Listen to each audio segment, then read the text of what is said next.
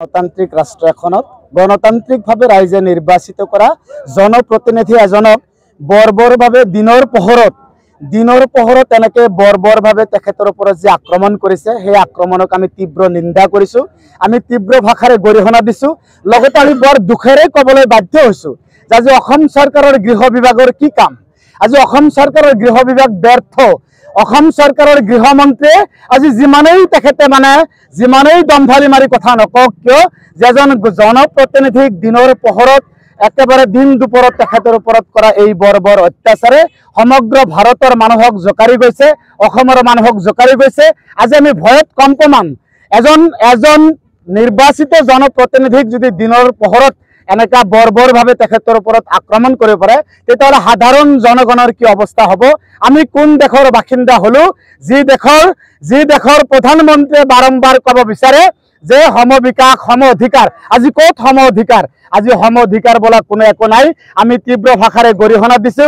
অসমৰ মাটিত আজি ৰকিবুল হুছেইনক এনেকৈ আঘাত কৰাৰ লগে লগে যে ৰকিবুল হুছেইন আজি অসমৰ কণ্ঠ, ৰকিবুল হুছেইন ধুবুৰীৰ সাংসদ, তেখেতৰ ওপৰত কৰা এই বৰ্বৰ অত্যাচাৰৰ জৰিয়তে তেখেতসকলে হয়তো বুজাব বিচাৰিছে ৰকিবুলৰ ওপৰত আক্ৰমণ কৰিলে অসমৰ সংখ্যালঘু সম্প্ৰদায় কি জানিবা ভয়ত পেপোৱা লাগি ৰাজপথত ওলাই নাহিব। ৰকিবুল হুছেইনক আক্ৰমণ কৰা সেই আততায়ীসকলক, সেই দুষ্কৃতিকাৰীক যেতিয়ালৈকে আইনৰ আওতাত, তদন্তৰ আওতাত তেখেতসকলক যেতিয়ালৈকে গ্ৰেপ্তাৰ কৰি ৰঙাঘৰৰ আলহী নবনায় তেতিয়ালৈকে আমি ভাৰতীয় জাতীয় কংগ্ৰেছ দলৰ সৈনিকসকল আমি কেতিয়াও হাত সাৱটি বহি নাথাকো। আমি ৰাজপথত ওলাইছো। আমি আন্দোলন ইয়াতকৈ আৰু আগুৱাই লৈ যাম। আমি বিচাৰো ৰকিবুল হুছেইন ডাঙৰীয়াৰ নিৰাপত্তা কটকটীয়া কৰক। অসমৰ সমূহ সম্প্ৰদায়, সমূহ শ্ৰেণীৰ মানুহৰ নিৰাপত্তা কটকটীয়া কৰক আৰু ৰকিবুল হুছেইনৰ ওপৰত অমানৱীয়ভাৱে আক্ৰমণকাৰীসকলক যেতিয়ালৈকে জেল হাজতলৈ প্ৰেৰণ নকৰিব আমি ভাবিম তেওঁলোকৰ এই যি সম বিকাশ সম অধিকাৰ এইটো এনেই মাত্ৰ শ্লোগানহে। গতিকে আমি আপোনালোকৰ জৰিয়তে দাবী উত্থাপন কৰিছো ৰকিবুল হুছেইনৰ ওপৰত কৰা এই বৰ্বৰ অত্যাচাৰকাৰীসকলক অতি শীঘ্ৰেই তেওঁলোকক ৰঙাঘৰৰ আলহী বনাব লাগে, তেওঁলোকক জেল হাজতলৈ প্ৰেৰণ কৰিব লাগে আৰু অনাগত দিনত অসমত বসবাস কৰা সমূহ জাতি ধৰ্ম বৰ্ণৰ মানুহৰ নিৰাপত্তা সুনিশ্চিত কৰিব লাগে।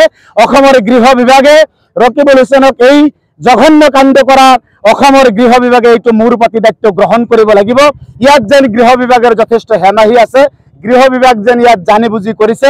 গতিকে অসমৰ গৃহ বিভাগে সমূহ সম্প্ৰদায়ৰ মানুহক নিৰাপত্তাৰ ক্ষেত্ৰত মানে এক নীতি অৱলম্বন কৰিব বুলি আমি দাবী উত্থাপন কৰিম। যে যোৱা আপোনাৰ এইটো বাই ইলেকশ্যনত আপোনালোকে নিশ্চয় সকলোৱে জ্ঞাত বাই ইলেকশ্যনত কিমান লেতেৰা ৰাজনীতি মানে আপোনাৰ সামগ্ৰী সমষ্টিত হৈছে।